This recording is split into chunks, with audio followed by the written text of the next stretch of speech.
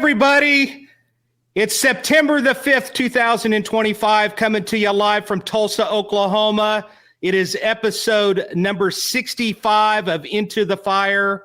And what a show we've got for you all tonight. What an epic show we've got. We've got a whole house full of guests. And, of course, we were going to have a little technical difficulty here and there. But nevertheless, I think we're about 75% good. And well, actually, even more than that, probably 90% good. We won't be able to see Dennis, but Dennis doesn't mind, and we'll be able to hear him, and he'll be able to talk to us. We've got some epic guests here tonight, and ladies and gentlemen, I'm just glad to be here. I think this is going to be an exciting episode.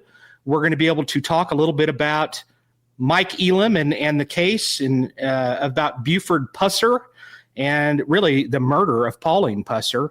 And what a story this has been. And we've had Mike on a couple of other episodes. We've had Mike and Danny Cupples on to talk about this particular case. And this time, not only are we going to talk about the news in this case that happened and was announced last Friday, but we're also going to have Dennis Hathcock, who actually is an eyewitness to a lot of this story.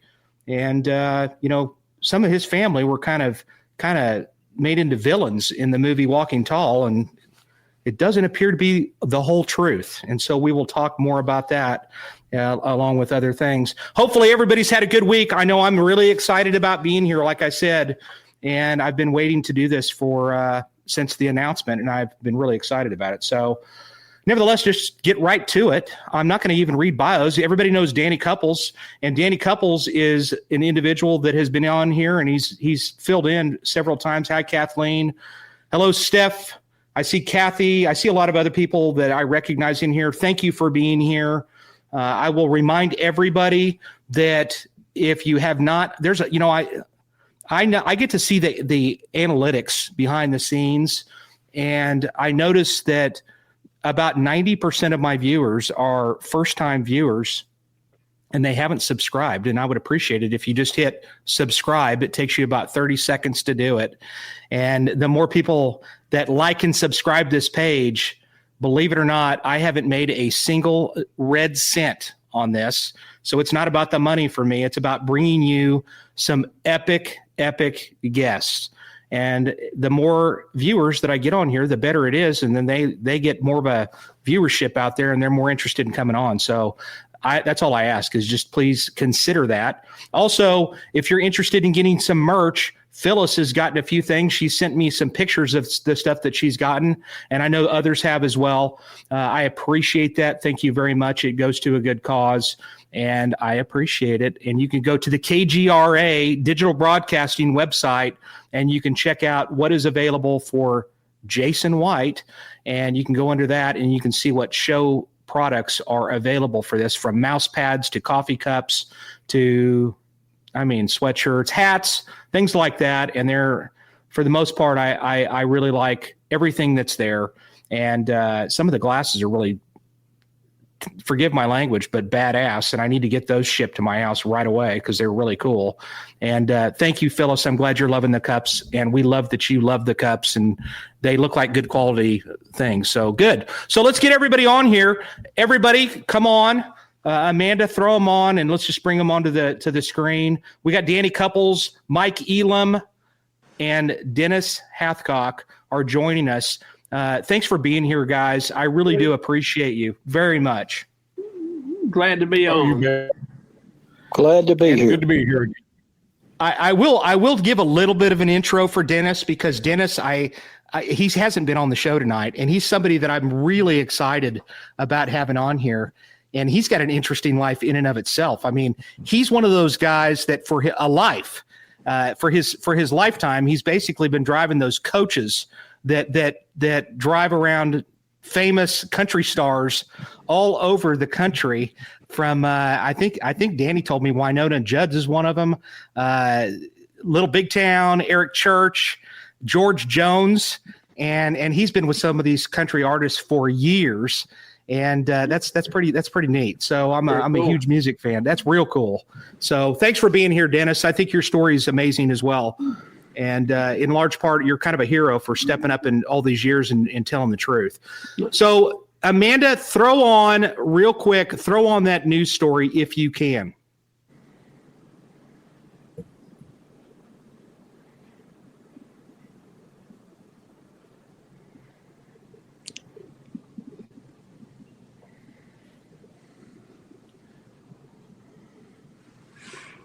We don't get any sound on it, so we'll get to that in a quick second.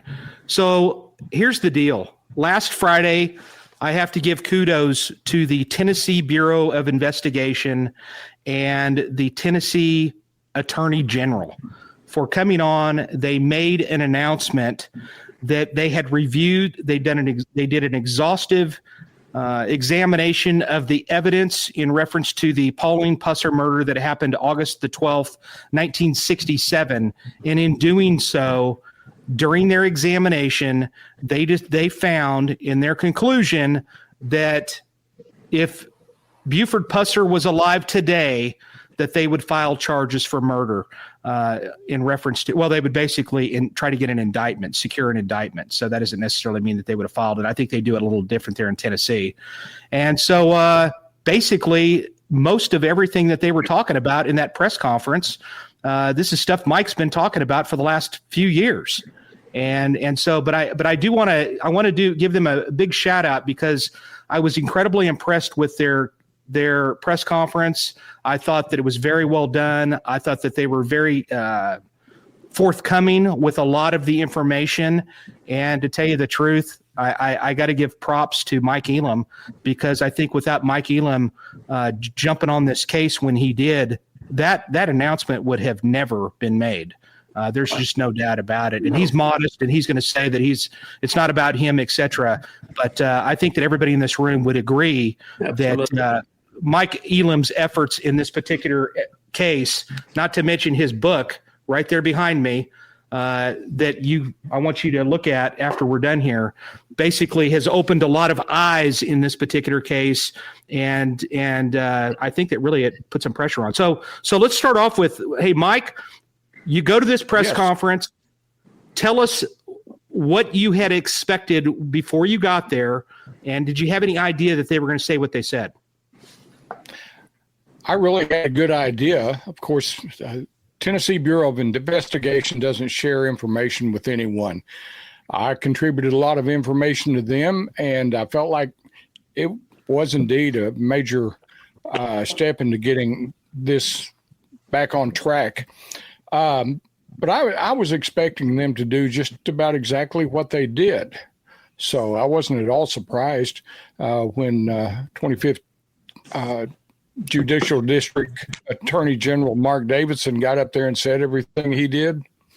It was golden. Yeah.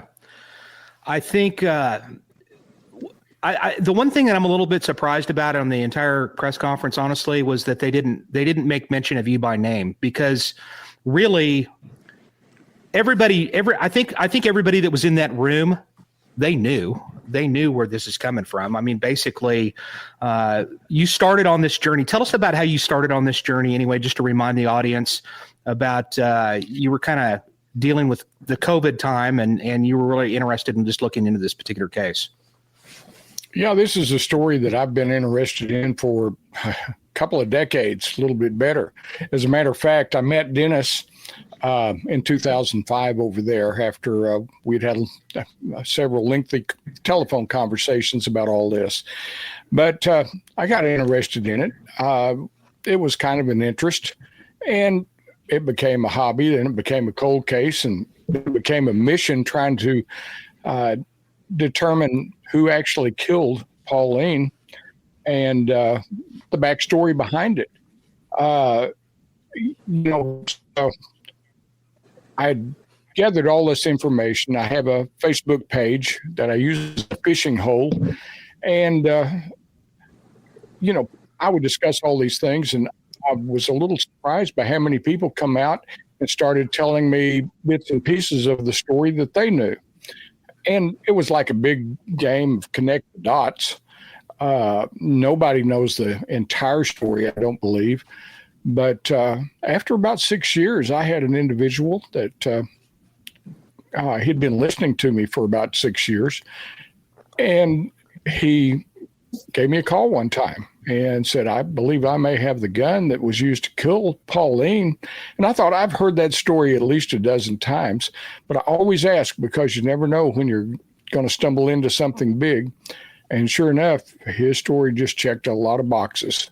So we talked him into calling the TBI, or allowing me to call the TBI, informed them of the gun. They came out, picked it up, and that's when the investigation got started. However, I did write my book back in self-published and got it out there in 2020.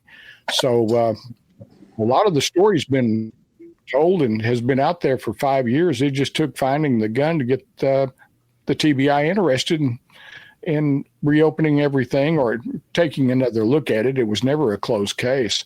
But I had to have cancer surgery in 2020. Found out in late 2019 that I had cancer. Went through radiation, chemo, had the surgery in January, and of course, COVID came around in February of 2020. And doctors basically told me, you can't get around anyone because if you get COVID, you're gone. So I'm sitting here at the house, nothing to do, and all my people on Facebook started encouraging me to write the book, which I did. And so after that, Tennessee Bureau of Investigation contacted me after they picked up the gun, asked if I had any other information that I could share. And I said, sure, how much do you want? And things got rolling. Yeah. What this individual, and you're not going to name him, and I'm sure that he's going to be redacted from any reports, I would assume. But this individual that contacted, if not, if his name's out there. Actually, his name, there's not going to be any names redacted. They're all going to be out there. And this is only the second time that they've ever done this, where they just open up the file to everyone. The only thing that they are redacting is any personal information that could be used in identity theft about anybody that's, out there that has contributed information that's still with us. So that's going to be that's saying something. I mean, that's being very transparent, and I'm looking forward to it. I don't know if some of this stuff has all of this stuff already ended up out there already. Or no, still it's working on right now. Right now, it's at UT Martin, and they're in the process of digitizing it all, and they're going to put it out in both hard copy. But people, in just a very short time, I don't know exactly how long, but it won't be long at all before you can get a digitized copy of the files and read all 1,000 plus pages and to your heart's content. I think what I find interesting is, people will have no idea how much I went through to get to all this. So there's an interesting backstory that I have in that light, just everything I had to deal with to get the information that I got and turned over. So. Yeah. And what he's, and I know you're going to get, and you're going to get to some of that too, because it's not all good either. The one thing that I'm interested in with respect to specifically the gun, what was his version of how he ended up with the gun, and was he told anything about it? His dad and Buford knew each other, and therefore the morning of the ambush, before that, they took Buford to Memphis. He got a hold of this individual and asked him to go to Sibley's Chevrolet, where the car had been towed to, and it was placed inside the shop to protect it. This individual managed to, and I don't want to tell all the story here because, just tell what you're comfortable with. Yeah. Okay. But anyway, this individual went and got all the guns out of the trunk of Buford's car. And for some reason, he decided to keep this particular gun. And years later, he passed it along to his son. And as the son heard the story, he began to get more and more suspicious about the gun, wondering why his dad had kept this particular gun of all of them that were in Buford's car. And it matched the information that I'd put out there about it being a M1 carbine. When I went over as soon as he contacted me, I got in the car, drove over there. It's 465 miles for me to get over there, but I got over there, shot the gun, took photographs of it. I have another friend that I won't say who he is that managed to run the serial number for me so we could find out, all the background on it, that it had been stolen from the Air Force of all places. And the individual who did that was O'Neill Moffitt, the son of the chief deputy of McNairy County. And he was told that, for instance, story is there that the Air Force was phasing out M1 carbines and going to the M14. And O'Neill and a few others that were on this detail were just told the guns were to be disposed of. And so O'Neill decided he'd help them out and took a few of them and took them back home to McNairy County and were selling them. And Buford ended up with more than one, we'll say that. And then O'Neill realized he was in trouble when the Air Force started to inventory all the guns that were supposed to have been turned in. And Buford helped him get out of that mess to a great degree. He still had to go to federal court, all this, but nothing serious happened to him. And O'Neill actually turned out to be a criminal investigator for the sheriff's office in McNairy County a few years later. So it all turned out good for him. But the gun, you follow the chain of possession, it does go back to Buford. And I think this is a good part for Dennis to jump in, because I want to take Dennis back to the night before this happened. And I've heard you talk about this, and I think this is a good time. You were 16 years old at the time, and you were with a friend. I think it was it Johnny Morrison is the name? Harrison.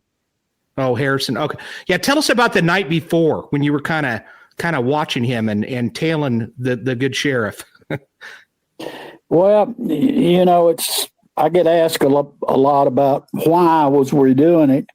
Well, live in a little bitty town. There wasn't much to do. So that became kind of like a hobby, was to watch Buford Pusser and see who he was taking out that night and who he was meeting and what woman he was going out with and all that. So he had a place that was at Eastview that he would meet a lot of the women that he would leave with. And so that particular night, we were sitting there watching it was a big pile of, I don't know if you know what chirp is and gravel, but it's like gravel. And my grandfather worked for the state of Tennessee for the Department of Transportation, and I knew there was a little building there. I'd hide my motorcycle behind it and climb up on top of this, and I'd watch him and see who he was meeting. And well, that particular night, he met this girl that he met probably more than any of them. And so me and Johnny was sitting up there, and they had a little deal they'd go through. She'd pull in and he'd drive around. It was a little park, a little state park, a little small state park.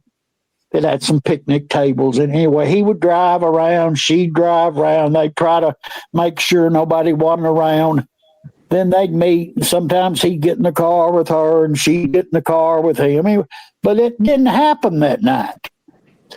She pulled in and he pulled up, And immediately he told her, get the hell out of here. I mean, get out of here right now. I don't want to see you. Get out of here right now. Well, I mean, it was about 12 o'clock, midnight, or probably after that. And, of course, there wasn't any, you could hear every word that was said. So she took off in her car, and when she went to leave, there was another car that was coming across the highway from right down toward Raymer. That's a little old town that's down there close. Anyway, they almost hit head on. I mean, just a miracle they didn't hit head on. Well, she turns and goes back towards Selmer, and that car comes on into that little old park. Pusser pulls down beside it, backs up beside it. That car, they open the trunk on the two cars. They take the weapons out of one car and put them over another in the trunks. Then they slammed the trunks. They didn't say anything hardly to each other. Pusser got in the car. He left. The other car left. It took off back across the road, the highway there, down the road that goes to Raymer. He turns and heads back towards Selma.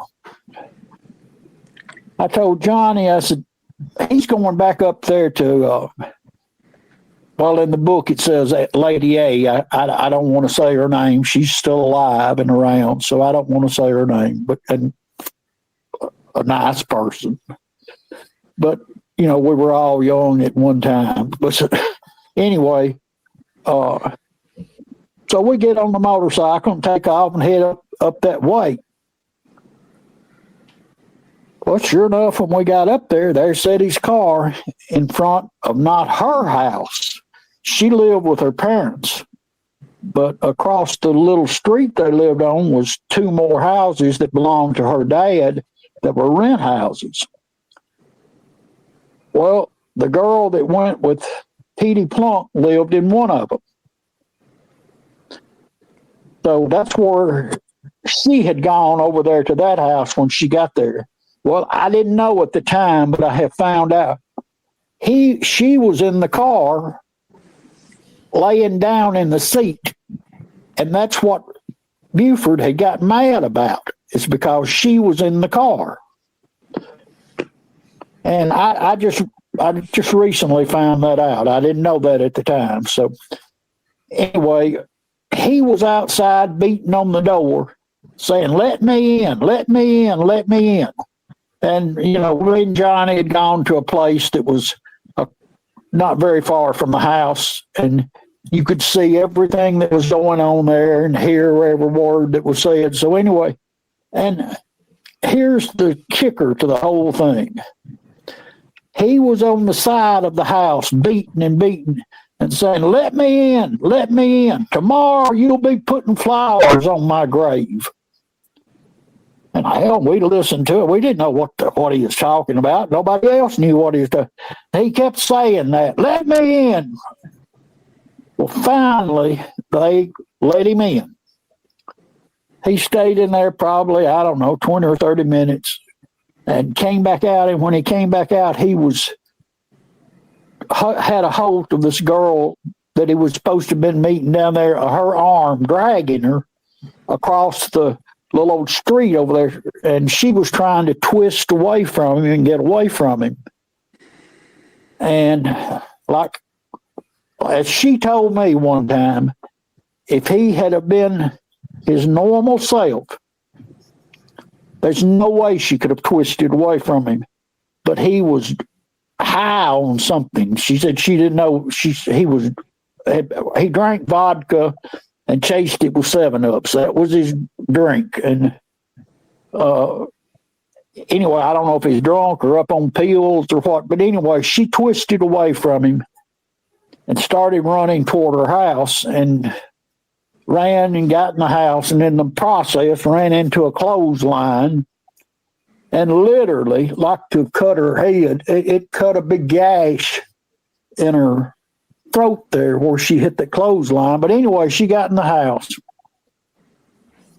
Well, he about halfway followed her, and then he turned around before he actually got to her house, and he went back to his car and got in it and started racing the engine and pulled out on the street there and was squalling tires and doing all that crazy mess. And then he came back, went up the street, turned around, came back down. I bet he was running 80 mile an hour on that little bitty narrow street. So I told Johnny, I said, come on, let's go. And so we was on the motorcycles and we left, and there's a hill there, and we could see what he had done. He had gone and turned into, it's a gas station that was right in the middle of town that stayed open all night. It was a Phillips 66 gas station, and that's where he usually bought gas. And he turned in there, and we let the motorcycle run and cut the engine off so he couldn't hear it, and rolled up there pretty close. He got out of the car, went into the gas station there, and the restrooms was right up front. He went in the restroom, stayed in there a minute or two, came back out, picked up the phone that was between the men's and women's restroom was a telephone there. He picked it up and made a phone call. I have no idea who he called or whatever, but he made a phone call. When he did that, he walked back out to the car, and the guy that was putting gas in his car, his name was Shorty McDaniels, and he told him to hurry up and get through, and he jerked the thing out of the spout there, and boy Pusser jumped in the car and took off wide open sideways and all that, and headed toward Adamsville. Well, at that time it was about, I'm just guessing, I didn't look at my watch or anything, but I'm saying it was 2:30, between 2:30 and 3 o'clock in the morning.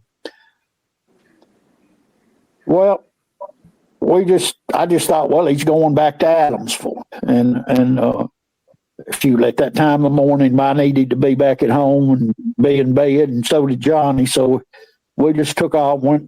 Johnny had left his car at my house. He got in his car and went home. I went in, went to bed. My grandfather that I was living with then, I stayed with them part of the time. He come in there and woke me up. He got up about 5 o'clock in the morning because he had to be at work at 6, and he was normally up by 5 o'clock. He come in there and told me, he said, Denny said, wake up. That crazy Johnny's in here on the phone. And I said, what does he want? I just left him. And I got up, went in there, and finally got on the phone. I said, what is it, Johnny? He said, somebody's ambushed Buford, and they killed Pauline, and they don't think he's going to live, and they're taking him on his way to Memphis. I said, oh, bull crap. There's no way. It hadn't been an hour and a half or 2 hours since we saw him. He said, I'm telling you, that's happened. I said, well, how did you know that, Johnny? And he said, one of the deputies came by and woke his dad up, beating on the door, and told his dad that it had happened. And the reason for that was his dad name was John Harrison. Him and Buford was partners in a vending machine business, vending and cigarette machines. Well, how it worked, because I'd heard John tell about it, Pusser would tell the people that run the nightclubs and beer joints in McNairy County whose vending machines to use. And then John would split some of the profit and give it back to Pusser. I thought, I don't believe that. And Johnny kept on, I'm telling you, and I can't remember. I can't remember who the deputy was that he told came by the house. I think it was Jim Moffitt, but I wouldn't swear that's the truth. But anyway, I said, well, I'll tell you what. Where did it happen? He told me it happened over there on New Hope Road. I said, well, I'll tell you what. I'm going to ride over there to New Hope Road and just see what I see over there. And at this time it was probably, I don't know, probably maybe 5:30, 6 o'clock, between 5:30 and 6 o'clock anyway. So I get on the motorcycle and I take a field road that was across from my granddaddy's house that went right straight over to New Hope Road. But when I got to New Hope Road, I didn't know whether to turn left or right, and I just accidentally turned right. And I didn't go a quarter of a mile till I went over a little hill, and there sat R.C. Matlock, who was a deputy, and he had the car sitting long ways across that little bridge. And I think you had a picture. Yeah. No, that had a picture of me and Johnny. They're right there. That little old bridge that's there. And that's where he had the car sitting. I rode down there and I said, wasn't nobody there except RC, and he had that car sitting. I said, what are you doing down there? And he said, oh, hell, somebody tried to ambush Buford and said they killed Pauline, and they got him on the way to the Med in Memphis, and they don't think he's going to live. I said, I don't believe that, RC. He said, I said, how do you know that? Why, there wasn't nothing there at that bridge. There was nothing there, literally, but a little pile of glass about like you put in your hand and throw in the middle of the road. So he said, little Hathcock, you better get your ass out of here. You don't need to be here. I said, okay. And so I took off. And I went on down the road, down toward the state line, and I knew a way. I wasn't supposed to be out on the highway with my motorcycle. And I was going to go a different way. Anyway, I went down through there, and I went about 2 miles. And there in the road was all kinds of glass.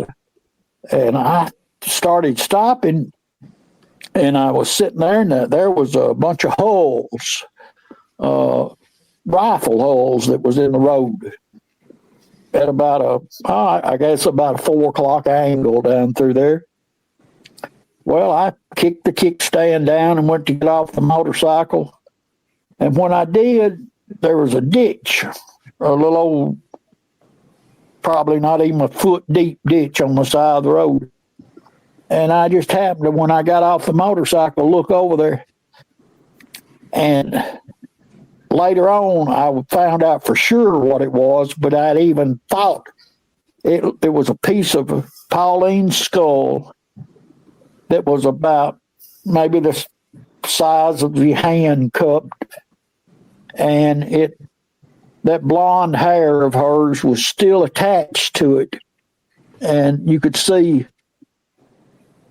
blood. That blonde hair was stuck together with blood, and I guess brain matter. It was something like, I guess that's what it was. It was splattered all around, and I sit there and looked at it for a pretty good time, and I thought, hell, I guess something did happen. I thought it was all something Pusser had made up and told, because I knew how big a liar he was, and so I said, I thought, well, I guess it is. So anyway, I walked over there to those holes that was in the road, and I was looking at them, and I started to pick up one of them. And then I thought, well, if this is a murder scene, if this has happened, I better get my ass out of here. And I'm going to go up there and tell RC what's happened, that he's at the wrong place. So I get on the motorcycle and go back up there. And when I pulled up, RC, I thought I told you to get out of here. And I mean, Dennis, they're fixing to be here at any time. I said, who? He said, all kinds of police, law, they're fixing to be here. They're on their way here. And I said, well, it didn't happen here. It happened on down the road here about 2 miles. And he said, well, I don't know what you're talking about, but said, Buford told Petey Plunk that it happened right here. And I said, well, it didn't. And about the time I said that, he said, well, you better get out of here. And I mean it. And I went to pull off. And then over that little hill here they come, highway patrolmen. I bet there's 20, 25 cars in line coming over.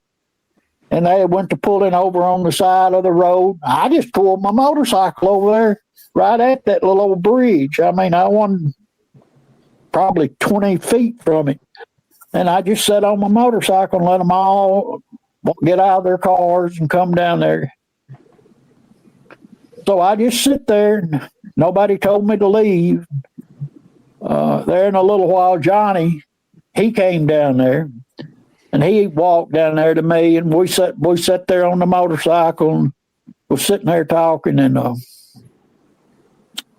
I think about it a lot now. At the time, it didn't really dawn on me, but Petey Plunk come walking up down there, and he started in telling them that there was a sniper's nest he had found down there. And he got over there walking around, and what it was grass that was up about knee high, maybe a little higher than that. And he was just stomping around and everything. And I told Johnny, I said, I said, if that is a crime scene there, he is sitting over there, he's destroying evidence might be over there. I said, this is a most ignorant bunch of, well, I won't go into what all I was thinking, and I was telling Johnny. Well, we sit there, and in a little while, I saw Warren Jones, who was with the TBI. I saw him coming down through there, and I knew him. Not well, but I knew who he was. But when he came by, I said, Mr. Jones. And he looked up, he said, yeah. I said, this isn't where it happened. And he said, what do you mean? He walked over there kind of toward me and Johnny, and I said, this is not where this happened. I said, if you go down here about 2 miles, just before you get to that old St. Rest Cemetery, it's a black cemetery is what I said, before you get to that black cemetery of St. Rest, just before you get there, you'll see all kinds of glass. And I said, there's going to be holes, rifle holes and everything. And I said, and I don't know what it is over there in the ditch, but it looks like the top of maybe Pauline's head. And there's still blonde hair attached to it. And I don't know what all that is. It's splattered all around it. But he said, now, where's this at? And I told him again. Well, he just turned around, walked off, and went over there. And you can see in one of those pictures, I mean, kind of the way it was, there's 5 or 6 gathered on the bridge, and they was telling this and telling that. And yeah, and you can see me and Johnny standing there. That picture you got, and yeah, that picture actually shows you, Dennis, and your friend. That shows me and Johnny there, and anyway, we sit there, and Mr. Jones was around there for a little while, and then he started walking back toward the car that was over there, and he come over there to us, and he said, now, where did you say that was? I said, it's about 2 miles down there before you get to that old black cemetery, that St. Rest Cemetery. You can't miss it. And I said, I'll tell you what, I'm going to take off and ride on down there. And I'll just sit there. I'll just be there. And he said, okay. And they went on.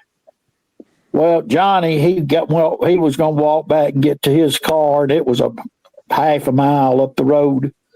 I just got on the motorcycle and headed that way. And when I got down there, I kind of pulled in at the road that goes into that old cemetery, which is a little bit farther than where it was.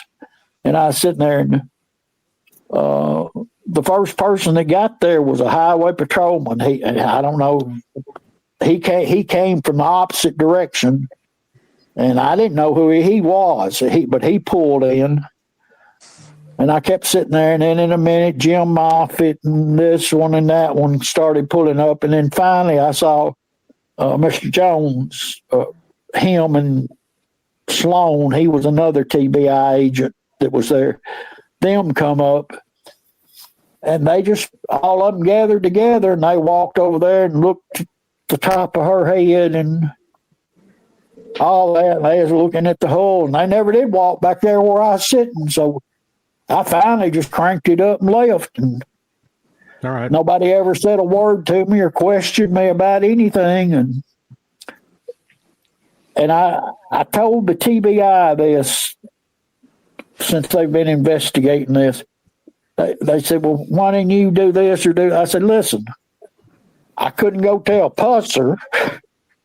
I couldn't go tell the TBI because I had already told them everything I knew. I went to the FBI in Jackson, Tennessee, and went in and asked to talk to an agent. And they just the same as ignored me. And wouldn't even talk to me. I just left and said to hell with it.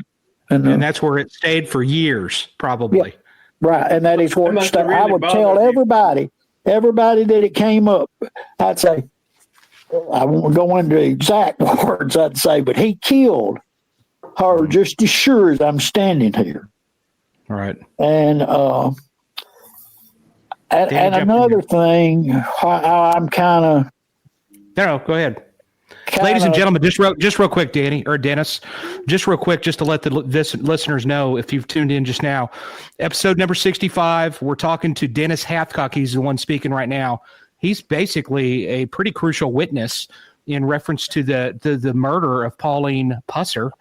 He saw some stuff later on, and there's Pauline there. He actually arrived to the spot. He actually pointed out, to tell you the truth, he pointed out the likely spot where Pauline was murdered.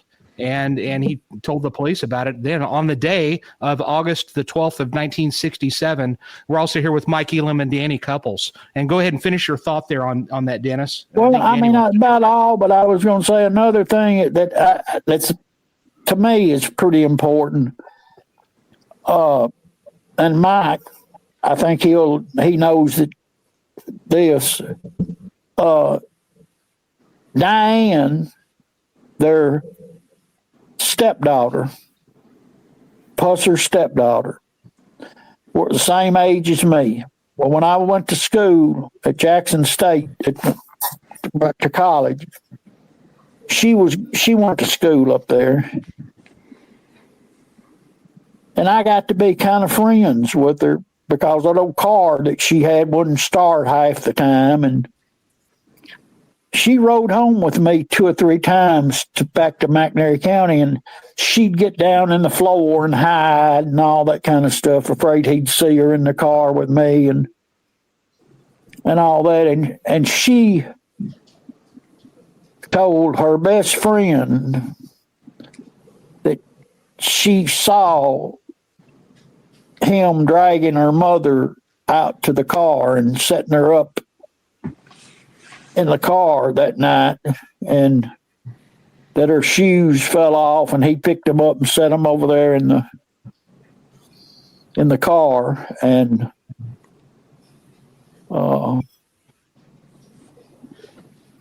yeah, the picture that we're looking at here, that's that he told that picture at that record all that. And if just to point out to the viewers that if you're looking there at that photo, that what he's talking about is at the front of that seat down there at the floorboard, there's a pair of shoes sitting right there. And Mike's going to talk about that a little bit more at length later. Right, there, you can see them. Right. That's interesting. So, Danny, jump in there. I know you were wanting to say something. Yeah, I was going to say how I got involved, per se.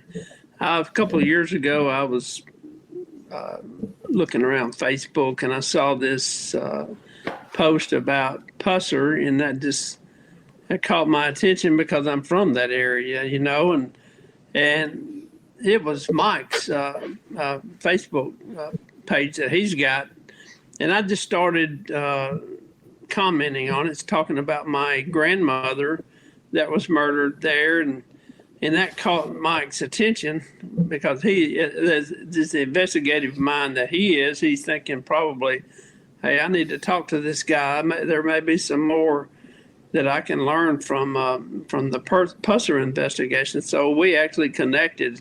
That's been a couple of years ago, and we've been friends ever since. And I met Dennis through Mike, and Dennis and I connected and found out that we were like third cousins. And I've never met him before. As long as, been over there, and he and I have been friends ever since. And it's really made me dig into this story, and my interest from Mike's story, the other story, is the story that I've been hearing my whole life from my dad, who was a law officer over there, and all my family. From my mother was a Hathcock. And but anyway, that's how I've met these two guys, and we've been friends ever since. And the story just blows my mind how everything, Jason, as an investigator, as a homicide detective or a police officer for as long as you have, when you start seeing the evidence start flowing, and you start following that evidence, and it keeps leading you more and more. And this is the way this Mike's story was.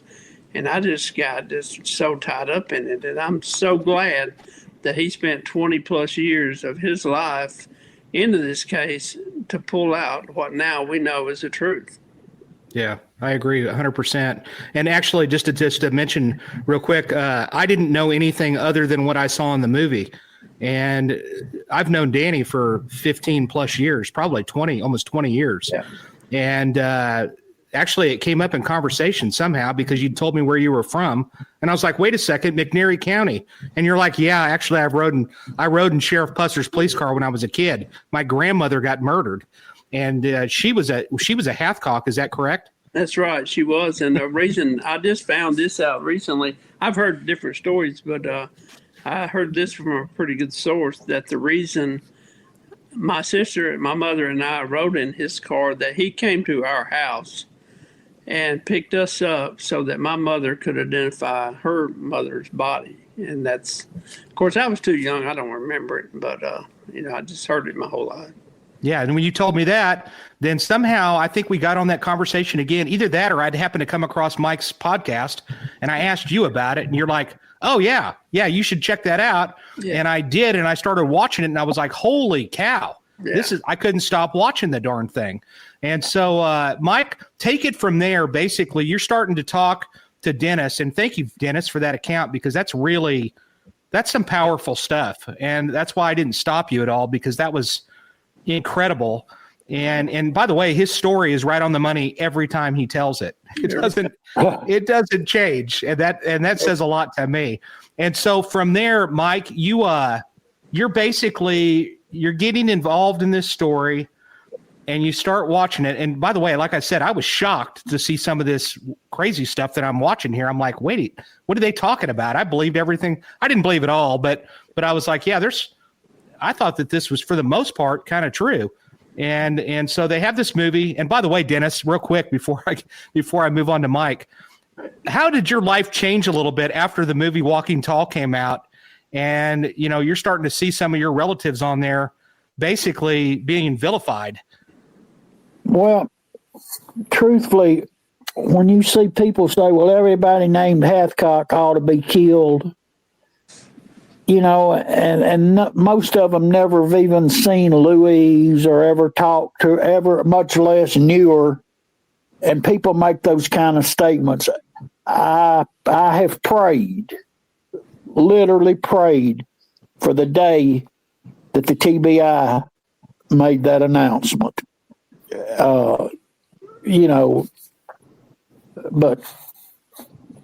And just to remind people, who were some of the people in that movie that, well, your dad is it your dad or is it your grandfather in the movie that's basically portrayed as one of the guys actually shooting him? shooting No, from no. his car. My dad is who he first tried to blame it all on. Claim, and to me, if you read the statement that Buford Pusser gave that morning and later on in the hospital, there's no way that nobody with good common sense could believe that.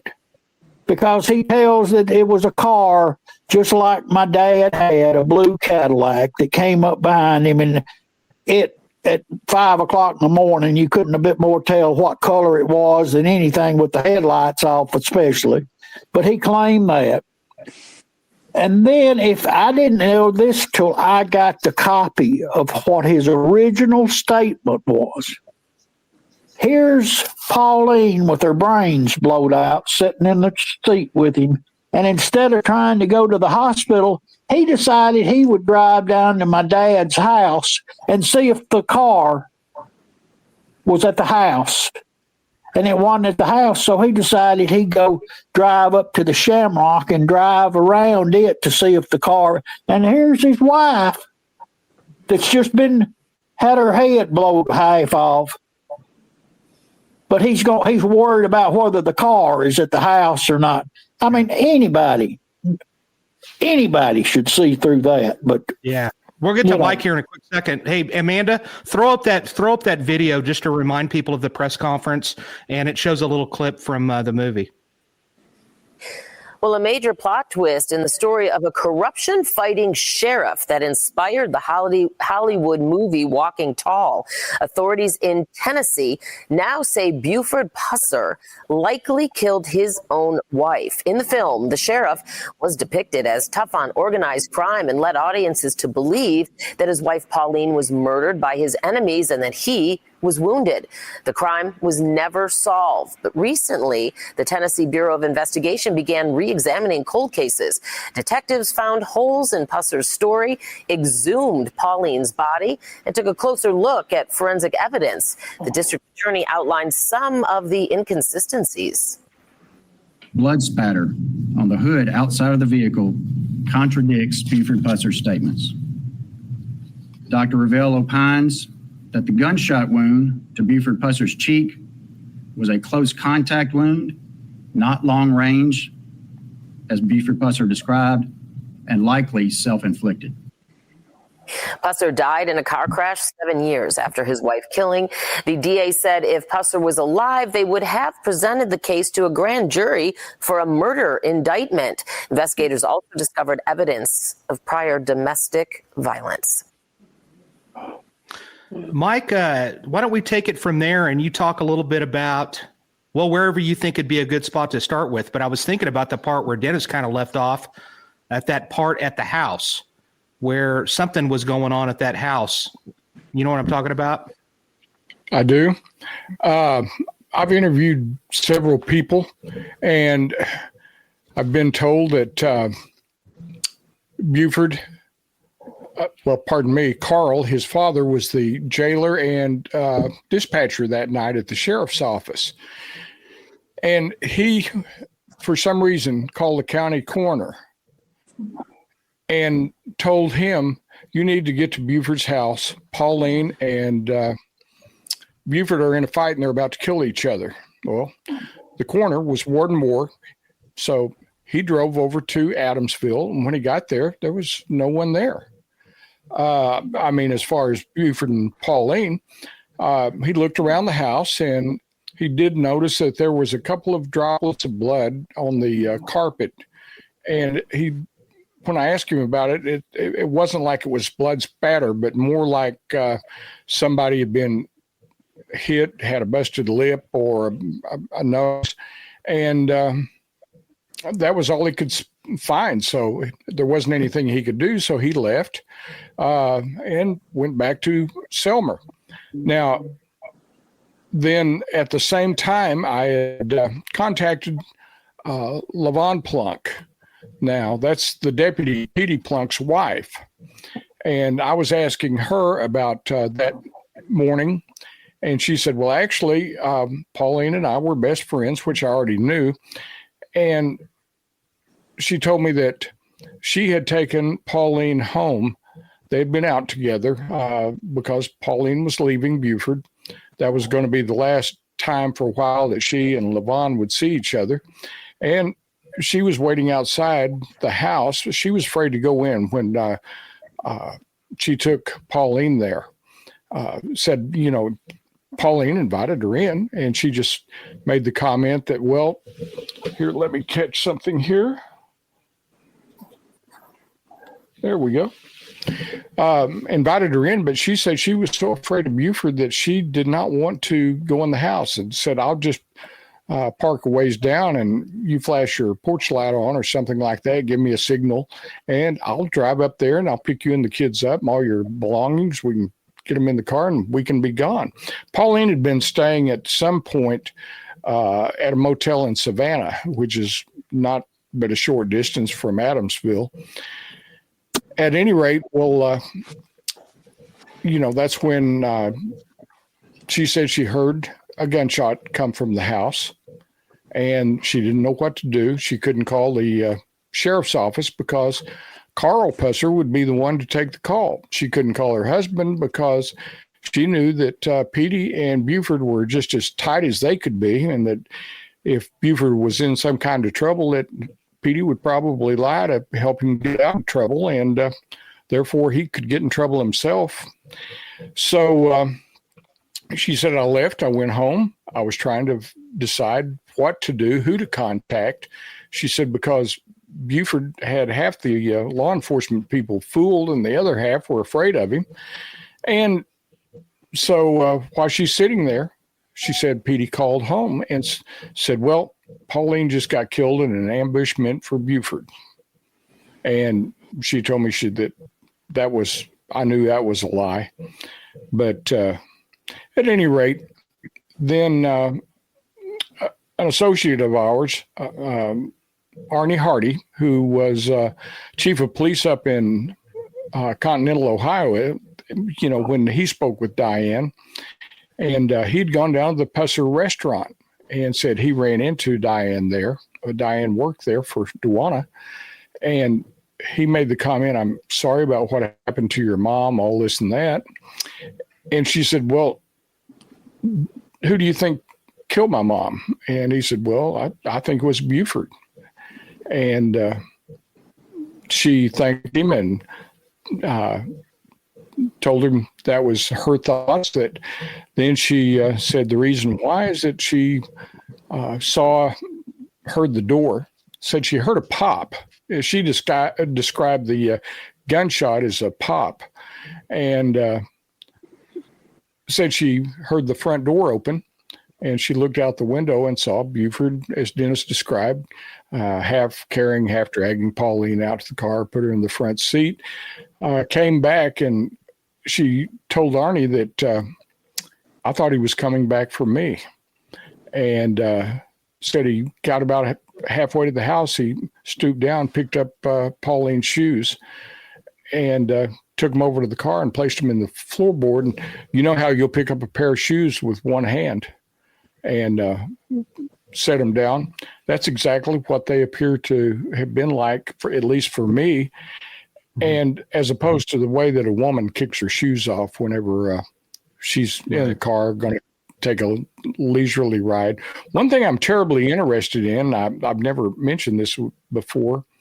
I'd like to know if Pauline had her purse with her, because a woman never leaves and goes anywhere without her purse, it seems like, or at least my wife doesn't. I'm not sure what your guys' wives are like. But at any rate, Diane said that was the last time she saw her mom was when Buford drove off with her. And then one of those situations where they took a convoluted route to get down to the state line area. Carl and Buford's story became that, well, there was a call that came in and that the sheriff's office about some kind of a disturbance. It originally started out as Buford would tell it, that it was at Hollis Jordan's beer joint, which is about a mile north of the state line on 45. And but for some reason, instead of driving 2 blocks and getting on Highway 64 and then going into Selma and taking Highway 45, he took this, like I say, a convoluted combination of back roads to get down to New Hope Road and go to the state line. It was a little bit shorter than the route that he could have taken, but Buford had a habit of really driving fast. He was in several accidents, as a matter of fact. And but for some reason that night, apparently, I think it was to avoid going through any place that might be populated, since he had Pauline in the car in the state that she was. I believe that's the reason he took that route. And it's suspicious to me also because how would an ambush party know to wait for him on this back roads route to get down there? I do a couple of tours, Dennis and I do every year. And that's one of the things we like to do is drive the course that he took that morning. And because people can see, it makes no sense that he would have done that. At any rate, he, says that he arrives, passes the New Hope Methodist Church there on New Hope Road, and that he's driving about 50 miles an hour. Now, I might qualify that by saying just a day or so before is when they had overlaid New Hope Road with this layer of chert. And now you also have to keep in mind that Jim Moffitt and Warren Jones established the time of the ambush as being around 4:45. And as you know, it's pitch dark at 4:45 in the morning. But he said they must have pulled out behind him at the church, accelerated, chased him down, and caught up with him. And that they fired a couple of shots at the bridge, and that Pauline, according to his stories, that he would tell the media that Pauline was hit in the head.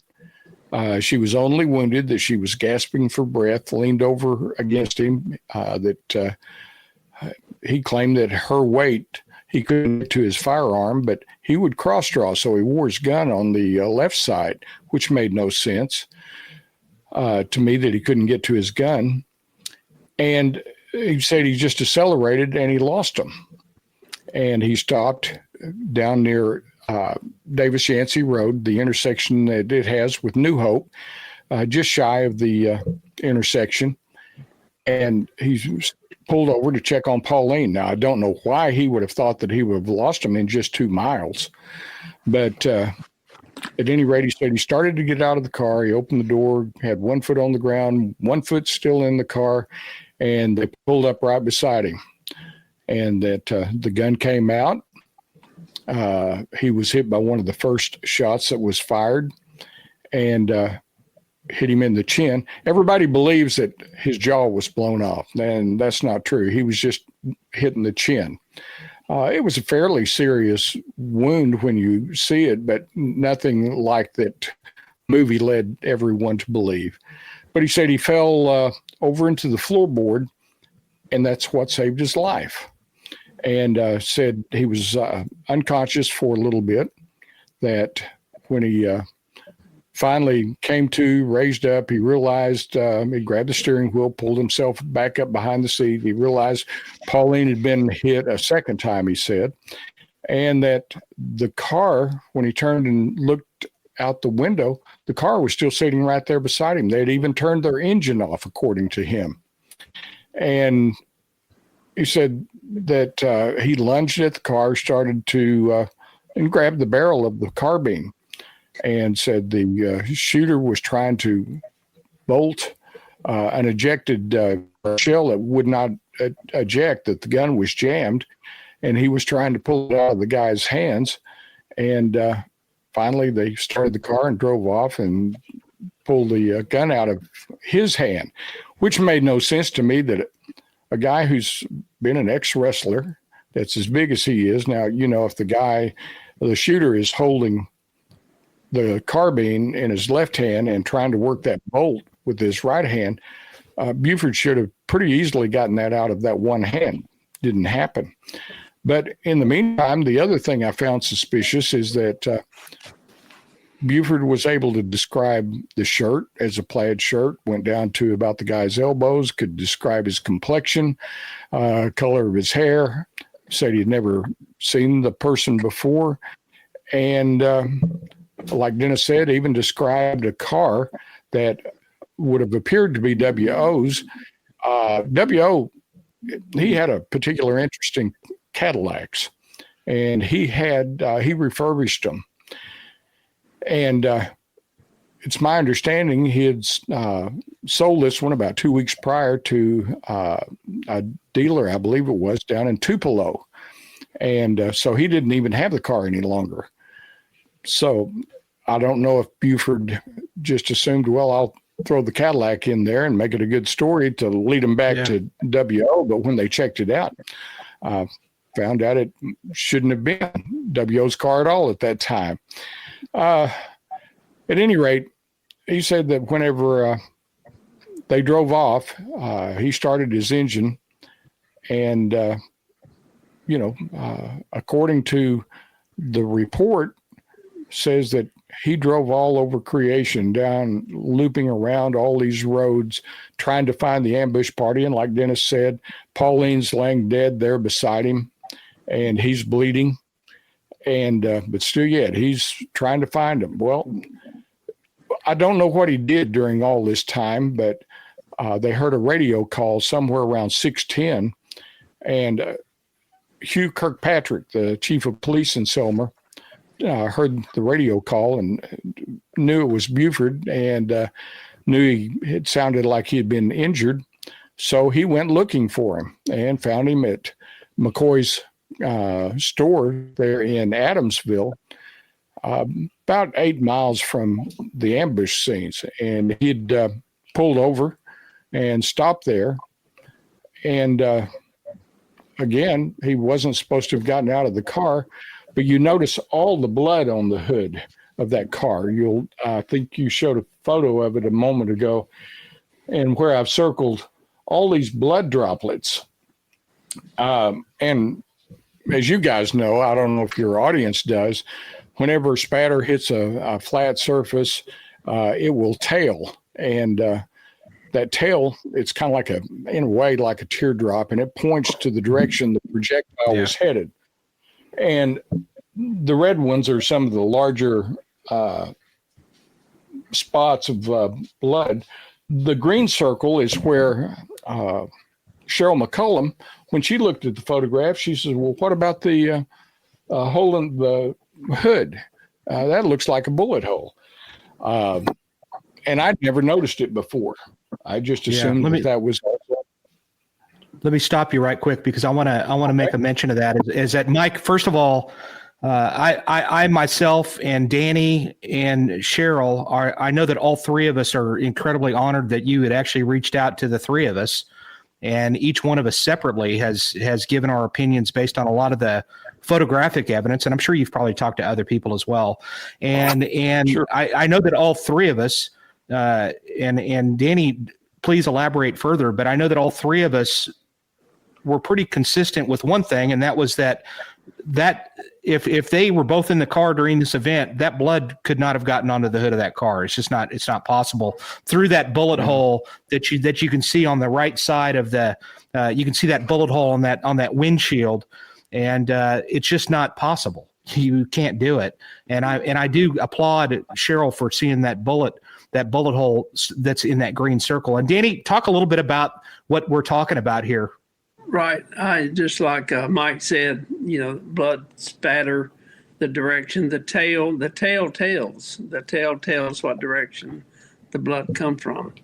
And that's written all over the hood of that car. And it doesn't go with any of the story of what Buford said. One thing, when they announced what happened to Pauline, that's one thing that I disagree with a little bit, but hey, it's over with anyway. I think she was shot in the car in my opinion, especially after reading the autopsy report yesterday. But all those blood, and there's also blood not only on the hood of the car. If you look around the passenger side of the car, you'll see a blood droplet that was dropped at a 90-degree angle as someone would be standing there, and it would like drip off of them. I think it wasn't in the back passenger side door. So all this blood on the outside tells us as investigators, you can elaborate to Jason, that it doesn't go with what the story said. No, but the one thing that's interesting to me too, I would like to know, and I hate to armchair quarterback an investigation that took place in the 60s, because if you look at some of these crime scene photos, ladies and gentlemen, and feel free to Google, you can find a lot of stuff online currently, but you'll notice even some of the pictures where there's investigators that are climbing out of that car without gloves on. So individuals there was one of them that showed a photo of like it showed Buford's handprint on the side of the car. Well, I mean, you can explain that. This is a police car. He's probably been in and out of that thing. However, if there's print over that blood, then that tells part of the story. If there was blood and then there's the ridges of a print over that blood, it's going to show that took place after the event of that blood spatter. But what did exist on this deal that I think is fascinating, and I'm really hoping that the TBI had something to work with here, is back in the day in 1967, they could only tell blood type. And so with that said, both Buford and Pauline had different blood types. And it just depends upon I don't know if they had a habit of swabbing blood back then, but whatever they did, I would hope that they collected some of this stuff. But then again, when you think about it, they didn't even do an autopsy on Pauline at the time, which is absolutely insane to me that did not take place. Yeah, I believe that Buford probably just bullied his way into there not being an autopsy report. When you saw the photograph of the gentleman looking down on the hood, that's Will Terry Abernathy. He was the district attorney general at the time. And I would think that he would have known what he was looking at. And why that when I interviewed Dr. Jerry Francisco, who would have been one of the people involved in Pauline's autopsy, had there been one performed in 1967, I don't know. It's just one of those things where he said that at the time that the district attorney general and the local medical examiner had to concur on the need for an autopsy, and they said in Pauline's murder, said either one or both apparently didn't want an autopsy performed, so one was never done. And I've heard people say that, well, half the people that were in law enforcement and such were afraid of Buford, and that's the reason I say he may have just bullied his way into saying there's not going to be an autopsy report and we're going to get her buried. And and I'll add one other thing too, just real quick. Being a cop, and thank God we haven't dealt with this here in Tulsa, that not in my career, but being a cop, if a cop's wife was murdered, we're not stopping. Yes. Okay. Right. And I don't care what agency you're with. We're looking to find this individual at all cost, and I just don't see that effort on Buford's side following this incident. And that right there in and of itself is telling as well. Right. So, Amanda, can Amanda pull up that picture of Buford Pusser holding the gun up standing beside the car? I want to make a point about that. You see that chin? That was just a little over a year after he was shot in that ambush.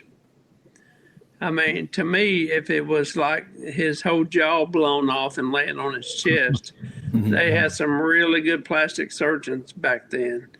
But and I've studied a lot of pictures that were later after the ambush, and to me, by looking at that, it does not. Again, it does not look like a high-powered rifle or a rifle was shot toward him and hit him at a direct shot into his jaw.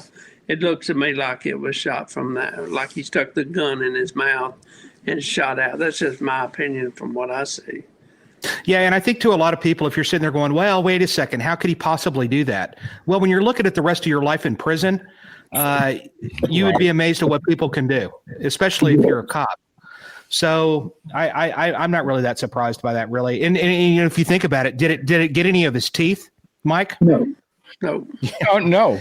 That's the part that amazed me is that as far as I know, it did not damage anything other than his chin. Like I say, in the movie, they indicated that his jaw was blown away, and you will have people that will argue to this day that half his face was shot off, and that didn't happen. The wound basically went down through here. His lip is a little mangled, and you can see where the skin has appeared to me to have been torn. I don't know what your opinions are, but in the press conference, they did comment that it was a close contact shot, and they believed it to be self-inflicted. Yeah. So Well, and that tells me that they must have some photographs. Not the first time he'd ever been shot, because what I found so suspicious about this as well, you know, the legend has it that he was shot 8 times, stabbed 7 times. And for instance, on January 2nd of 1967, he was said he was stopping a vehicle, that when he walked up, he was shot 4 times. It grazed, one shot grazed his left arm. One shot grazed his abdomen. And then he claimed he had 2 shots that were to his cheek. And in none of these cases were any of the wounds serious. I mean, you would think, how does somebody get shot here without it causing damage to the tongue, teeth, gums, upper palate? But it was like the shot went in his mouth and came out. And he said that was twice that he was shot in the same spot. That was very suspicious. And Hey, of all the, go ahead. Hey, Mike, do you mind if I tell Arnie's story as he told me? Go ahead. That's fine. Can you introduce him one more time before I do it? As far as who he is? Arnie is now working for a drug task force, but he retired as chief of police in Continental Ohio. So here's a guy that's been around, got lots of experience. But you go ahead with the. I might also add that Arnie and I met many years ago down there during the weekend that they hold the Pusser Festival, and you know how it is. You guys know this. Law enforcement types like to hang out with birds of a feather to some degree. So we kind of met and made a bond, and that's how I got to know Arnie. Now, Arnie, go ahead with your story. Okay. First, I'll try to make this quick, Jason. I promise. Arnie and I met at this last gathering that we had earlier this year. And but you remember how the story goes, hey, as Mike just told it about the ambush and Dennis. I was told something that happened in the middle of all that. You know, they got a call to Hollis Jordan's, or is it Old Hickory Club, Mike? Hollis Jordan's place. It's Jordan's place. And it was a disturbance call, and that's when Pauline was going to go with him down there, and that's why she was in the car. And you've heard everything that Mike said and Dennis. Here's a story that Arnie told me yesterday. And this has been known in the TBI, and everybody knows it. Mike's has passed this along as well, but I like to tell it as he told me. He said that when he talked to Diane, when he came down years ago to the restaurant, he said he's got this face that everybody just wants to walk up and talk to him for some reason. It's just this is the way it is. And he said he was down there, and this guy walks up to him, and he knew he was there about Buford Pusser. Just it's just curiosity. I wanted to learn more about Buford Pusser, and so this man walks up and asked Arnie if he could tell him a story. And he said, "Yeah, go ahead." He said, "It's a story that happened the night of the ambush." He said, "Sometime, and I don't know. I'm not good at it. I can't say it a perfect. All I can say it was near closing time for this bar that Buford was supposed to be going to the disturbance call to." And he said he was there at that bar that night. Buford did show up. He showed up. And when he walked in, he had a rag on his face, like with blood on it. And then the owner of the bar ran everybody out, even him. He said they ran out. And when he went outside, he noticed in Buford's car was Pauline laying, looks like asleep against the passenger side door. And he said he didn't know, what happened after that. So this was in the middle of all that. And that just like even more makes you think this was staged. He probably went there to get help, I'm assuming. In the time, I don't know the time. I'm sure bars, I know back then, Mike, didn't bars close around midnight, but, sometimes Buford would let them stay open. Depends on if you were paying Buford or not. Yeah, exactly. So that was just like, Arnie told me that yesterday, and I was like, wow. And then I'm sure this part of the investigation that TBI looked at as well. Yeah, I guess the only reason that I haven't said a lot about that story, I've mentioned it, but I like to try and verify through a second source most of the stuff that I tell. And a lot of times I'll mention one of these stories hoping that there's going to be somebody else that comes up and says, well, I saw exactly the same thing. But in this case, I haven't had that happen. So that's the only reason that I don't repeat it a lot, because like I say, I have up here, truth has no agenda. And so you like to get everything as out there as correctly as you can. Yeah. But it's an interesting story, and it's certainly worth looking at. No, it is, and I want to thank I want to thank everybody for tuning in here, and this is so riveting, and so let's transition a little bit to this case. Of course, the evidence I think is really, really something, and the work that you did on this, Mike. I'm telling you, ladies and gentlemen, if you haven't considered getting this book, guess what? Mike actually sold out of these because of this information that came out on this. He had to call the publisher and he said, "Hey, they had to start up the printing presses again to make many more." And so that tells you something. And the one thing I'm kind of curious about, and I do want to talk about Louise Hathcock before we leave tonight, because I think that's another really interesting piece to this puzzle. And there's Louise, who actually who is that to you, Dennis? That would be my aunt. Okay, so we'll talk a little. I want to get to that here in a second. After this thing had happened in McNairy County, and this announcement was made, Dennis, you live there. Dennis, what has happened with the museum, the water tower, the signs, and everything right after this announcement was made? Well, even prior to this announcement, they used to have something about home of Buford Pusser or something on the patrol car. On the city cars. I think they took that off. On the water tank there, the mayor, before they even made this announcement, was talking about that should it come back and implement Pusser, that they would have to make some changes. And I think they were talking about repainting the water tower. But apparently now they've decided they're going to keep the museum open until the TBI releases all of the files. It's not that one, Amanda. And I know why that is. They're going to try to nitpick everything in the file and say, well, it don't really say that he killed her. You know, I know what they're going to do, but that's about all. I mean, nobody pays much attention to that museum over there anymore. That's, you know.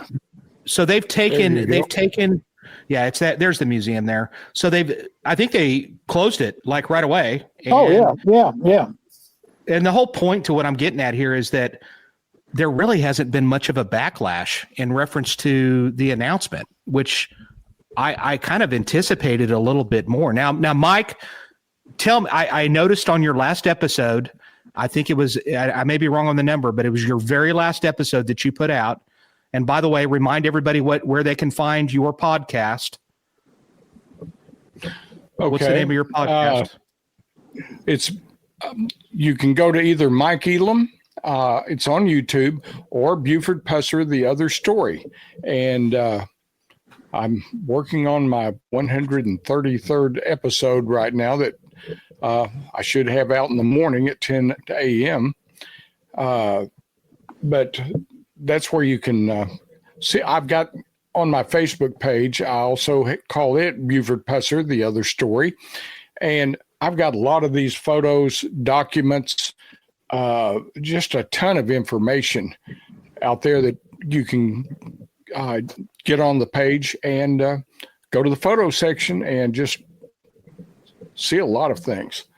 Yeah. But it's one of those things where the very next morning, like we were saying, the press conference was at 11 o'clock on Friday. And the very next morning, I went straight out to the ambush sites at 10:30. The signs were already gone. They've been reported as stolen. I guess maybe some scavengers have thought, well, those are going to be keepsakes or will sell on eBay or something. But at any rate, now they're trying to let the public know, if you're the ones that took them, if we find you, we're going to prosecute. The museum, though, I went there straight after the ambush sites, and of course it was closed. There's a interesting clip that you can find on YouTube from the TV station WKRN, where that one of the reporters left the conference, went straight to Adamsville, and he was wanting to get their take on what the press conference had just revealed. And they asked him to leave, and they immediately closed the museum down for the day. While I was there Saturday afternoon, shortly afternoon, there were all kinds of people coming up there and asking me. I had on the shirt that I normally wear when I do a podcast. It has the logo, and it says Buford Pusser, The Other Story. And people thought that I was with the museum, and they were wanting to know why it was closed. And I said, well, I'm not with the museum. I really can't tell you. And they were asking me when it would be open again. I said, I don't know when it will be, if it ever will be. I'm not with the museum, but I was impressed by the number of people that after this announcement came out wanted to come and look at the museum, for themselves. And I've had a call in since Tuesday morning to Mayor Ham, and I just wanted to say I hope the museum never closes, but what I would like to see is Pauline's name incorporated into the title of the museum, and I would like for you guys to take a part of the museum itself, take some of the more compelling information that shows that Buford probably did do this to Pauline, so people can see why that is everyone's thoughts on this that has seen any type of evidence, and tell it as a Wyatt Earp story, that he was a sheriff that would do his job. If you had problems, he would come out and help you, but he also walked on the other side of the law, and he took payoffs. He was a big womanizer. Just like I believe that he actually murdered Louise Hathcock. And when you see her autopsy report, and that was another thing that was very suspicious to me, is that she was basically somebody who operated the razzle game on the Mississippi side where he had no authority, but she did sell bootleg whiskey. And I mean, when I say bootleg, I'm not talking about moonshine. I'm talking about where that they would go to some place like Caruthersville, Missouri, purchase it there, bring it down to the state line, and usually sell it like either pints or half pints. But you can see on that autopsy report right there where that she was shot in the back twice. First time was up near the shoulder. Buford would describe it as being the first shot he took, and he said it nipped her in the shoulder. And then he would talk about the second one being to her torso. And, of course, you see the entry wound on this side, on the right side, on both of those. And then he said that she fell to the floor. And I might mention that she was probably turning, trying to get out of the room, because the bullet entered under her left shoulder blade there, but it exited out in that left photograph under her right breast. So it transitioned all the way across her body, damaging a lot of organs. But Buford would say, well, when she hit the floor, she was still trying to raise her gun to shoot me. And so he said he fired one last shot, which hit her in the head. And on the right side, you see up here on the back of the head where the exit wound was. So the only shot that he took from the front was one from the third shot when she was laying on the floor. And everyone that I've talked to that were spoken with that were there that morning said that there were fragments of her teeth embedded in the carpet, which tells you that she was right there on the carpet. So, yeah. And that took place, by the way, in this motel, the Shamrock, which was right. Is that right? It did. Louise kept room number 1 as a personal living quarters. So whenever she was at the motel, she'd stay in room number 1, and they would sell the bootleg alcohol out the back of the motel office here. Had a couple of employees that would car would pull up. They'd be the ones to go out, deliver the product and collect the money. But so when you watch the movie, when you tell the story about how they supposedly ended up there anyway, because this is depicted in the movie, isn't it? But she's literally sitting at the front of the bar waiting to ambush Buford as he gets there. So how did the call end up to where supposedly Buford ends up over there? Well, there was a couple, George and Dorothy Bogle, that lived in Illinois, and they were said to be returning from a vacation to the Gulf Coast. And 45 at that time was a major route from the Gulf area up to the Chicago area. And they had some really inclement winter weather. It was 1st of February, and so they wanted a place to stay. So they ironically stayed at the Shamrock. Now, why they didn't find some place in Corinth, which was only 4 or 5 miles away, I don't know. But they go all the way out here and stay at the Shamrock. And incidentally, they didn't live too far from where Buford's brother, John, had a club up there, the Chaparral, I believe it was the name of it. So I've never been able to establish whether they actually knew John Pusser. Possibility, I'd like to know. But at any rate, while that they were staying there, they said that they felt like they ate at the restaurant, which is on the Mississippi side of the line. And, if we get to see that picture of it again, you'll see that there is a driveway that goes between the motel and the restaurant. They're just feet apart, but that's where the state line went down. At any rate, they determined that the crime happened in Tennessee, of course, because the body was over there. So Amanda, show James that Dickey picture. came out. Throw that picture of that motel up right quick. That one where you were showing. There you go. So explain that again. Yeah, just to the where the motel office is, just to the left of it, just a few feet over is where the state line is. Okay. So, of course, that made it Buford's jurisdiction to go down, and because the Vogels were saying that Dorothy's purse was stolen, and they went to report it to Louise, said she was drunk, which the autopsy report indicates that her blood alcohol concentration was 0.23. Which is drunk. Well, yeah, very much so. See if I can get my camera back up here. Hey, Dennis, do you remember that when that happened? Yes, I do. What was Louise like? Well, she used to come take me home with her, me and Susan. That's the daughter that they adopted, her and Jack. And we'd go to Memphis some, and she'd take us over there to Liberty Land, it had another name then. Later on, it was Liberty Land. She was a very kind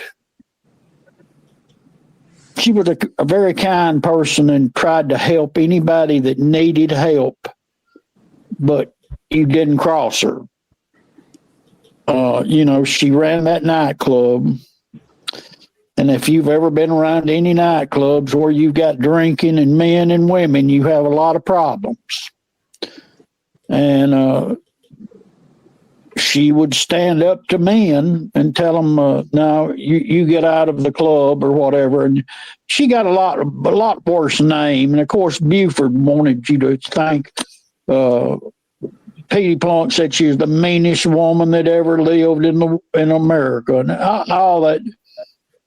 They raised 3 kids, sent them to college, took them and adopted them when nobody else would take them. And I could ask for nobody to have ever been any nicer or better to me than she was. And, I'm not saying that they're at the end. She had some, she was always... They want to credit her with killing Jack. Mm-hmm. That's not true. That's not true. You think that based on this information with respect to Pauline's case, and we got to get off here pretty quick, but do you think that based on this information in reference to Pauline's, the update on that, have you got any indication that they're possibly looking into this case again? I have no idea. They have a petition out. Somebody put a petition out for them to. Yeah, and I saw somebody else on one of the other deals.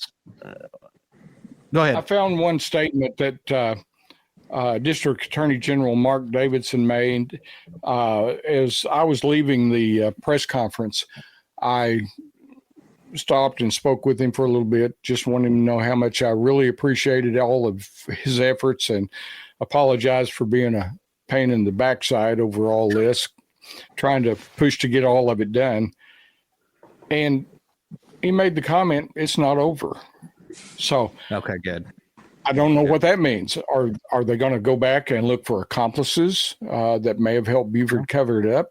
Are they going to look at Louise Hathcock's death, at Russ Hamilton's death? Those are 2 people that Buford killed. And, the important thing to keep in mind here is every county around McNairy County had the same kind of problems. Mm-hmm.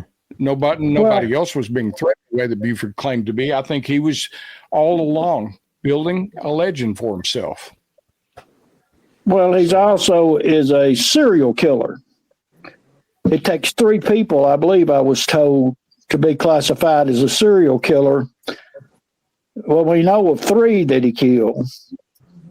And, he's credited with being at Towhead, being there to kill Towhead, too. And you just have to be there and have lived there to understand, if you fell for the Pusser myth, there's still a lot of people that believe it. But if you really knew what was going on, the true story is much more intriguing. Absolutely. No, I agree with that, and I think that's I completely agree. There's a picture of his podcast. That's Mike Elam's podcast right there. I encourage you to check that out. There's several of you that I saw in this room here today. I don't know if it's Lieutenant Voss or LT Voss, Ronnie Woods, Stephen Crayer, Cliff Haskett, Kathy L. You know, I've seen you in here for the first time tonight, and I really expect to see you subscribing to this page. I hadn't seen your names before. I'd like to see them if you're not already, and I appreciate it. Mike, you're hopefully there was a couple of people I want to make mention of this real quick because I think this is important. There was a couple of people that I saw that are like, what's the point? Everybody's already dead. Well, the point is we need to know the truth. The truth is important. Justice for Pauline. Well, justice for Pauline is what it's all about. It's not about Dennis. It's not about me. It's about a woman that paid the ultimate price so that Buford could have a little bit of fortune and then fame. Well, her brother is 80-something years old and not in good health. And her sister, she died, about a month ago. And they've waited all this time. And if you heard her brother, he said that he was not shocked at all to learn that Pusser killed her. So they've been waiting a long time to hear this. Yeah, that's good. Unfortunately, her sister didn't get to hear it. But well, no, but it's a little vindication for your family name as well. That's right. Actually, that's true. But that's right. And you can hold your head high. And Mike, I'm telling you, buddy, I've got mad respect. I think that's good that there's people like you out there that took the time to look into this. And I know that, like you said, you're part of this story from here on. And I'm proud to know you. I'm proud that you reached out to myself. I know Danny feels the same way. I had invited Cheryl on, but Cheryl's having fun kicking it at CrimeCon. Yeah. So she would have been here tonight. And I'm sorry, Kathy L. Okay. You've been here every week. She stays busy. You're right. I didn't know that, but thank you for correcting me on that. I appreciate it. But for the others, you better start subscribing. All right. At least I'd appreciate it. All right. Well, listen, if there's anything else that we need to cover here, listen, we could go on for 2 more hours easy. And I will spare Mike because Mike probably, if Mike doesn't give it a rest, Mike's been inundated. Can I say one more thing before I go? Yeah, please. When you watch the movie Walking Tall, I found it ironic that for this to be such a legendary story that they had to change the name of everyone in the movie just about. Dennis's aunt, for instance, they called her Callie Hacker. Her dad, his dad, W.O. Hathcock, was called Buell Jaggers. They couldn't even use the real names, and I think that was because they were afraid of all of the outrage that could come from naming these people by their real names. And there was no state line mob as people saw it in the movie Walking Tall. During Sheriff Pusser's reign as sheriff, there were 2 people that were involved in this alleged state line mob, and that was Louise Hathcock and Towhead White. But yet in that scene where they're all meeting, trying to decide what to do, and Callie Hacker is talking about, well, John Witter said this or John Witter said that, and we just need to do what he says. There would have only been 2 people in that meeting. Yeah. That's how phony the movie was. So, folks, if you're watching it and you're believing it, you've got a rude awakening coming. Yeah, well said. Well said, Mike. And you're in the process of writing a second book that's going to be more in depth about. Are you going to be? Is this like after the ambush, or what is the book? The second book. Thanks for coming back, Dennis. I'm writing one about the ambush itself, and going to reveal a lot of things that I learned, how I came about going through this story and connecting all the dots and who all the dots were, and what various people told me, and just the way that I finally got down to this, and we managed to contact the TBI and finally get them to take another look at the Pusser legend, and find that it doesn't hold any truth to it, really. Yeah, man, I'll tell you what, I really. Hey, is there any money left in the estate of Buford Pusser? And if so, I mean, I think that this would open it up to the potential of some civil stuff from Pauline's family. I think they went through everything that was there. Yeah. Okay. And a lot of people don't know that whenever Buford was killed in that car accident where he was driving while intoxicated, his blood alcohol concentration at the time of the wreck was 0.18, and the trooper that worked the accident said he had to take that out of the report just to get his superiors to accept it. But at any rate, he left everything to his mother, about half of it to his mother and about half of it to Dewana. And Helen was so interested, his mother was so interested in trying to figure out who murdered Buford, that she was the trustee to Dewana's account. And she spent almost every bit of that money of Dewana's on this investigation. Why she didn't spend her own, I don't know. But, and I understand that the insurance company went ahead and paid Dewana's out again, and I guess that Dewana, just in a short time in the lifestyle that she lived, blew through all that money early. So there's not much left. The state and Adamsville, I guess, actually own the Pusser Home and Museum. It's not even in the family now. All right. And I might also add that Diane and Mike, Pauline's children by a previous marriage, didn't get anything. No, nothing. Yeah. Interesting. It's an interesting story, literally. Ladies and gentlemen, check out his podcast. He has constant updates. I know that Dennis has been on several of his episodes. I know that he's been inundated for requests. So thank you to the both of you for joining us tonight. Danny and I aren't near on demand as you two are right now. You guys are big time as far as being sources of information in reference to this case. And Dennis, you're really an instrumental witness in this particular saga.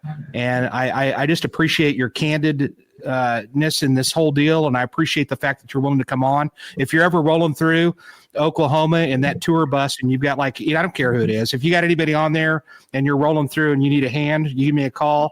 And I'll come down there and I'll help you, Dennis. And yeah. He's like, one more thing. Yeah.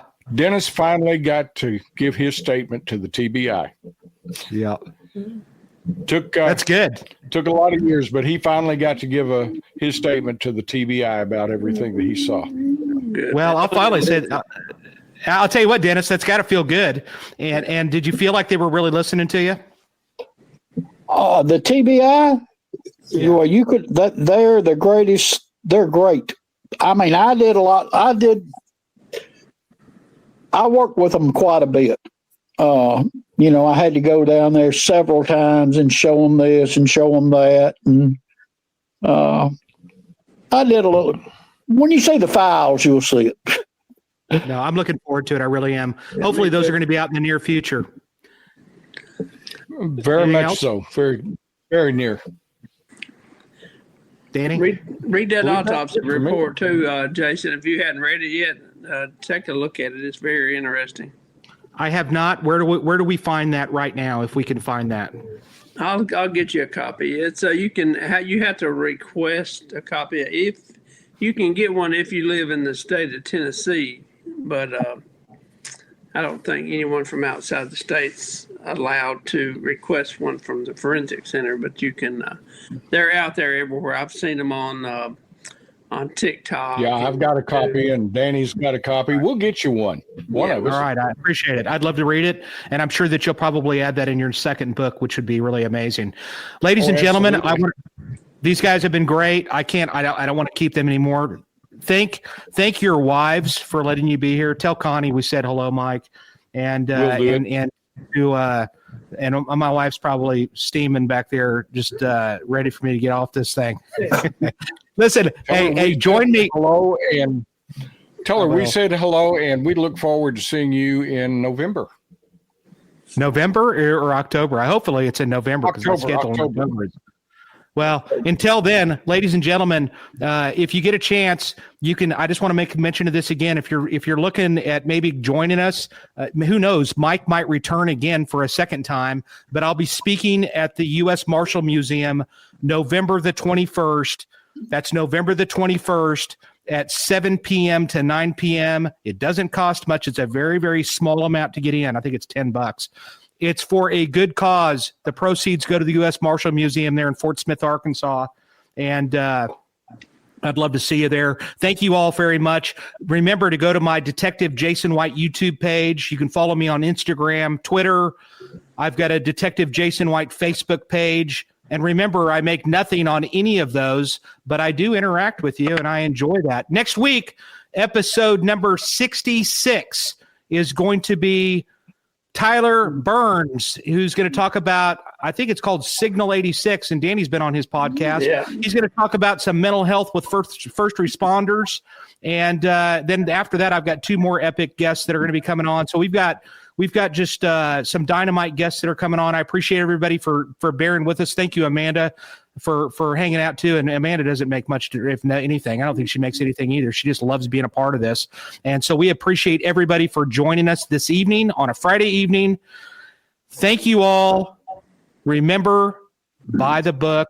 Thank you, Dennis. It was great to really sit down and listen to your story in person. And Thank you. I'm a fan of yours, buddy. You're a friend from here on, so we'll be in touch. Thank you so much. Ladies and gentlemen, thanks again, Danny, Mike, everybody. Thank you to the viewers. Take us out, Amanda.